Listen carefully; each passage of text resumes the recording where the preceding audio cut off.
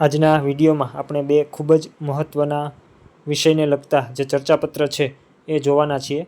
તો એમાંનું જે પહેલું ચર્ચાપત્ર છે એ જોઈએ. સૌપ્રથમ તો આપણને ખ્યાલ છે એ રીતે ઉપર પ્રેષક એટલે કે મોકલનાર અને એમાં મોકલનારનું નામ અ બ ક, એનું સરનામું નંબર 1, સરનામું નંબર 2 અને જે તે પરીક્ષાની તારીખ અથવા તો જે તે દિવસે પરીક્ષા હોય એ તારીખ મોટાભાગે આપણે લખીએ. જેમ કે મેં આજની તારીખ 23/7/2026 લખેલ છે. ત્યારબાદ જેને આપણે મોકલવાનું છે પ્રતિ તંત્રીશ્રી કરી અને જો કોઈ દૈનિકનું નામ આપેલું હોય પ્રશ્નની અંદર કે XYZ જે દૈનિક છે એને મોકલો, તો એ નામ આપણે લખવાનું છે. પણ જો નામ આપેલું નથી તો આપણે જે છે આપણી રીતે કોઈ પણ ગુજરાતી મૂળાક્ષરો છે એ લઈ અને એનું નામ બનાવી અને લખી નાખવાનું છે. ત્યારબાદ એનું સરનામું નંબર 1. અહીંયા પ્રેષકમાં પણ જો નામ આપેલું છે કે તમે મોકલનાર કોણ છો એ રીતે નામ આપેલું છે તો એ નામ લખવાનું છે. જો નામ આપેલું નથી તો આપણી રીતે કોઈ પણ ગુજરાતી મૂળાક્ષરો છે એ લખી અને નામ બનાવવાનું છે. ત્યારબાદ વિષય છે ચર્ચાપત્રને પ્રકાશિત કરવા બાબત. શ્રીમાન સવિનય નમસ્કાર. રાષ્ટ્રીય શિક્ષણ નીતિ 2020 શિક્ષણની નવી દિશા વિષય પરનો મારો ચર્ચાલેખ આપના પ્રતિષ્ઠિત દૈનિકમાં ચર્ચાપત્ર વિભાગમાં પ્રકાશિત કરવા વિનંતી છે. આ લેખ દ્વારા વિદ્યાર્થીઓ, શિક્ષકો, વાલીઓ તથા સમાજમાં નવી શિક્ષણ નીતિ અંગે યોગ્ય સમજ કેળવાય અને તેના સફળ અમલીકરણ માટે જનજાગૃતિ ફેલાય તેવો મારો શુભ આશય છે. આપના લોકપ્રિય દૈનિકમાં આ ચર્ચાપત્રને સ્થાન મળશે તો વાચકોને ઉપયોગી માહિતી મળશે તેવી આશા રાખું છું. આભાર સહ. પછી અહીંયા આવશે આપનો વિશ્વાસુ અ બ ક. ત્યારબાદ મુખ્ય ભાગ જે છે ચર્ચાપત્રને શરૂ થાય છે. રાષ્ટ્રીય શિક્ષણ નીતિ 2020 શિક્ષણમાં નવી દિશા, એનું હેડિંગ આપણે આપવાનું છે ઉપર જ. ભારતના વિકાસનો પાયો શિક્ષણ છે. સમયની જરૂરિયાતને અનુરૂપ શિક્ષણ વ્યવસ્થામાં પરિવર્તન લાવવા માટે કેન્દ્ર સરકારે વર્ષ 2020માં નવી શિક્ષણ નીતિ જાહેર કરી હતી. આ નીતિનો મુખ્ય હેતુ માત્ર પરીક્ષાલક્ષી શિક્ષણ આપવાનો નથી, પરંતુ વિદ્યાર્થીઓમાં જ્ઞાન, કૌશલ્ય, સર્જનાત્મકતા, મૂલ્યબોધ અને જીવન કૌશલ્યનો સર્વાંગી વિકાસ કરવાનો છે. બદલાતા વૈશ્વિક પરિપ્રેક્ષ્યમાં આ ભારતના યુવાનોને વધુ સક્ષમ અને આત્મનિર્ભર બનાવવા માટે આ નીતિ મહત્વપૂર્ણ સાબિત થઈ શકે છે. નવી શિક્ષણ નીતિમાં 10+2ના બદલે 5+3+3+4નું નવું શૈક્ષણિક માળખું અપનાવવામાં આવ્યું છે. પ્રારંભિક વર્ષોમાં રમતગમત પ્રવૃત્તિઓ અને અનુભવ આધારિત શિક્ષણને વિશેષ મહત્ત્વ આપવામાં આવ્યું છે. પ્રાથમિક કક્ષાએ માતૃભાષા અથવા સ્થાનિક ભાષામાં શિક્ષણ આપવાની ભલામણ કરવામાં આવી છે, જેથી બાળક સરળતાથી વિષય સમજી શકે. ઉપરાંત અભ્યાસક્રમને હળવો બનાવીને રટણ પદ્ધતિને બદલે સમજ, વિશ્લેષણ અને સર્જનાત્મક વિચારશક્તિ પર ભાર મૂકવામાં આવ્યો છે. આ નીતિમાં વ્યવસાયલક્ષી શિક્ષણને પણ મહત્ત્વ આપવામાં આવ્યું છે. વિદ્યાર્થીઓને શાળા કક્ષાએ જ વિવિધ કૌશલ્યો સાથે પરિચિત કરવામાં આવે તો તેઓ ભવિષ્યમાં રોજગારી માટે વધુ સક્ષમ બની શકે. ડિજિટલ શિક્ષણ, ઓનલાઈન અભ્યાસ, કૃત્રિમ બુદ્ધિમત્તા, કોડિંગ અને નવી ટેકનોલોજીને પણ અભ્યાસક્રમનો ભાગ બનાવવામાં આવ્યો છે. આ ઉપરાંત શિક્ષકોને સતત તાલીમ, સંશોધનને પ્રોત્સાહન અને ઉચ્ચ શિક્ષણમાં ગુણવત્તા સુધારવા માટે પણ અનેક જોગવાઈઓ કરવામાં આવી છે. જો કે આ નીતિના અમલીકરણમાં કેટલીક પડકારરૂપ બાબતો પણ છે.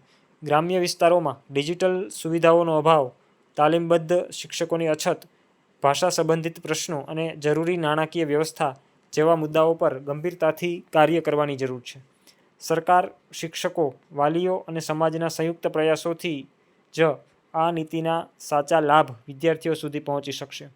નવી શિક્ષણ નીતિ માત્ર અભ્યાસક્રમમાં ફેરફાર નથી, પરંતુ ભારતના ભવિષ્યને નવી દિશા આપવાનો પ્રયાસ છે. જો તેનો અસરકારક અમલ થશે તો ભારત જ્ઞાન, સંશોધન અને નવીનતાના ક્ષેત્રમાં વિશ્વમાં અગ્રણી સ્થાન મેળવી શકશે. શિક્ષણ એ માત્ર જીવન જીવવાની તૈયારી નથી, શિક્ષણ જ જીવન છે.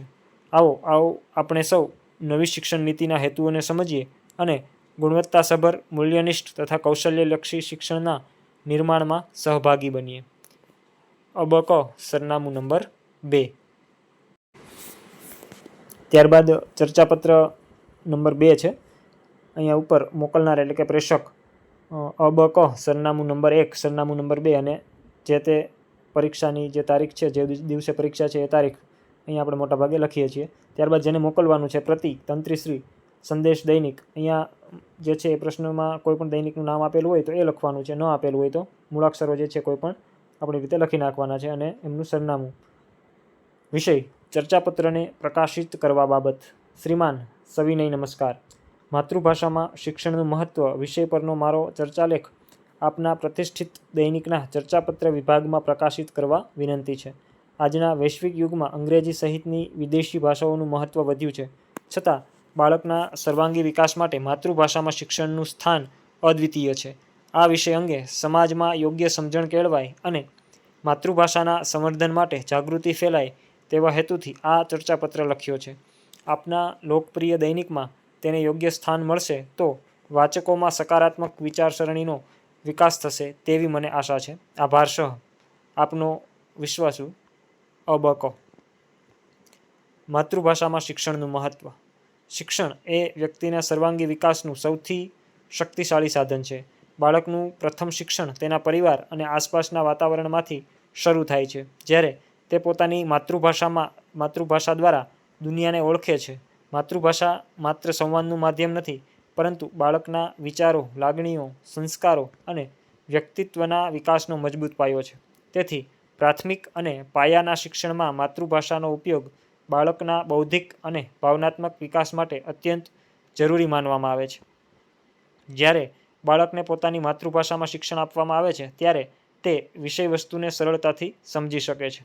તેને પ્રશ્નો પૂછવામાં, પોતાના વિચારો વ્યક્ત કરવામાં અને નવી બાબતો શીખવામાં આત્મવિશ્વાસ મળે છે.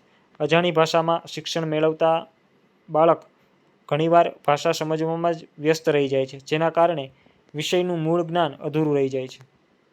માતૃભાષામાં અભ્યાસ થવાથી રટણ કરતાં સમજશક્તિ, તાર્કિક વિચારશક્તિ અને સર્જનાત્મકતા વધુ સારી રીતે વિકસે છે.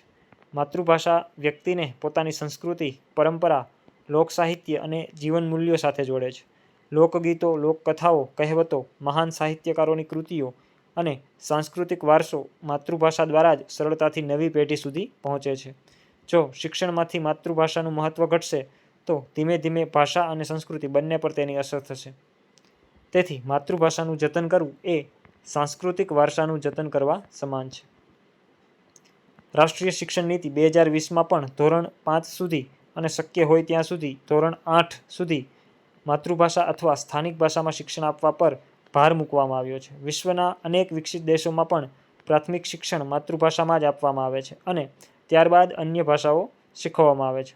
આથી સ્પષ્ટ થાય છે કે માતૃભાષા અને વૈશ્વિક ભાષાઓ એકબીજાની વિરોધી નથી, પરંતુ એકબીજાની પૂરક છે. બાળકે પોતાની માતૃભાષામાં મજબૂત પાયો બનાવ્યા પછી અંગ્રેજી સહિતની અન્ય ભાષાઓ સરળતાથી શીખી શકે છે.